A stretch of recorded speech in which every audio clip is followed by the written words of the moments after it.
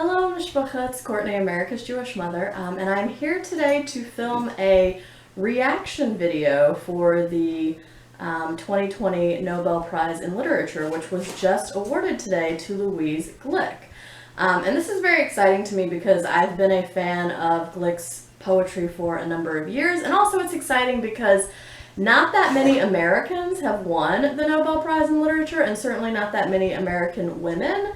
The only other one that comes to mind is Toni Morrison. There might be another one or two, but yeah, there really haven't been that many Americans, period, and certainly not that many American women who won the Nobel Prize in Literature. So it's very exciting. I also own three collections of Glück's poetry, so I thought, in case you are unfamiliar with her work, I would read you a little of her poetry to give you a taste for it.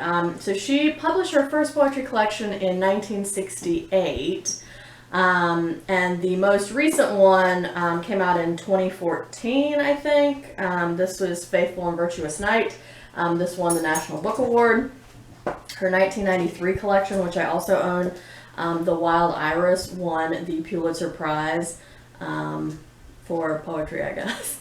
Not for like fiction, but so yeah, anyway, I like I said, I was very excited that she'd won because I have been a fan of hers for a number of years, and I've really enjoyed her poems, especially in times where I myself have been going through personal emotional turmoil. I've read her poetry and found it very moving. There's something about it that I feel like makes me feel seen and makes me feel normal for being all up in my feelings. So I found it very resonant at times of great emotional distress in my life. So yeah, anyway, I thought, like I said, I would read you some of her poetry to give you a taste for it. She writes a lot about, this one focuses on nature, and she has written a lot about nature. She also writes a lot about myth. That's also a big theme of hers, also death. So those are all fairly prevalent themes in her writing, and I think these three collections that I'm going to read to you from, which are The Wild Iris, her Pulitzer Prize winning collection, and Verno, which was published in 2006, and Faithful and Virtuous Night, which was a National Book Award winner.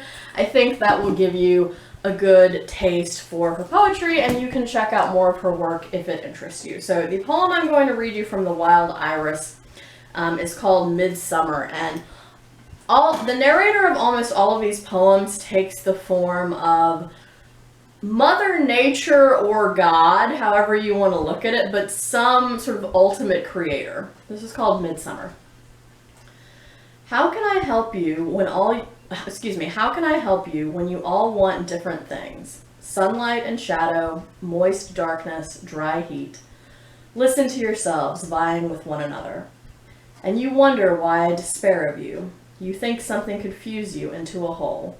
The still air of high summer tangled with 1,000 voices, each calling out some need, some absolute, and in that name continually strangling each other in the open field. For what? For space and air, the privilege of being single in the eyes of heaven?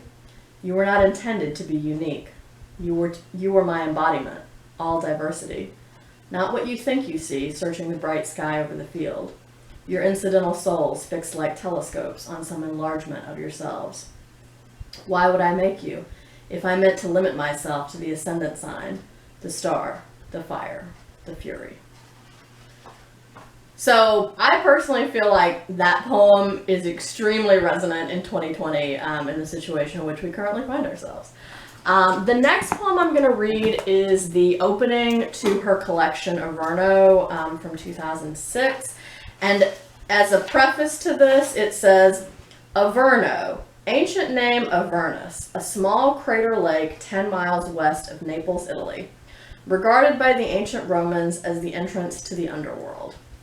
And as you can probably guess just from that little preface, this collection is concerned largely with myths and also with death and the soul. And this is the first poem in the collection I'm going to read you. It's called The Night Migrations. This is the moment when you see again the red berries of the mountain ash, and in the dark sky the birds' night migrations. It grieves me to think the dead won't see them. these things we depend on, they disappear. What will the soul do for solace then? I tell myself maybe it won't need these pleasures anymore. Maybe just not being is simply enough, hard as that is to imagine. And this actually says on the back, there's a quote from Helen Vendler, who is a renowned scholar and critic of poetry. It's easy to imagine Glück's poems being set to music as a song sequence. They have the intensity of a chain of emblematically significant moments fixed in time. The style in which Glück engages these realities is the style of the rock rather than the stream of consciousness. Her sternness reminds us that we have also a precipitate, a residue from life's fluidity. That which we recite by heart, the immutable, the unadorned, the skeletal, the known. And then there's also a quote on here from James Longenbach, which I'm gonna read to you. James Longenbach is also a pretty well-renowned scholar of poetry. Glück learns to live within repetition, and the result is, paradoxically, something really new, a reconsideration of the structure and function of lyric poetry. And her poems really sort of strike an interesting balance between confessional and lyric poetry, because they're not always personal enough to be regarded as confessional poems, because there is usually something of the myth or something that's sort of epic or not solely personal about them, but they also have an intensely personal feel to them, which is why I say they're sort of somewhere between confessional and lyric. And the last poem I'm going to read to you is from Faithful and Virtuous Night, which again won the National Book Award in, I think, 2014. This is called A Foreshortened Journey. I found the stairs somewhat more difficult than I had expected, and so I sat down, so to speak, in the middle of the journey. Because there was a large window opposite the railing, I was able to entertain myself with the little drama and comedies of the street outside, though no one knew I passed by, no one, certainly, who could have assisted me. Nor were the stairs themselves in use, as far as I could see. You must get up, my lad, I told myself. Since this seemed suddenly impossible, I did the next best thing. I prepared to sleep, my head and arms on the stair above, my body crouched below. Sometime after this, a little girl appeared at the top of the staircase, holding the hand of an elderly woman. "Grandmother," cried the little girl, "there is a dead man on the staircase." "We must let him sleep," said the grandmother. "We must walk quietly by.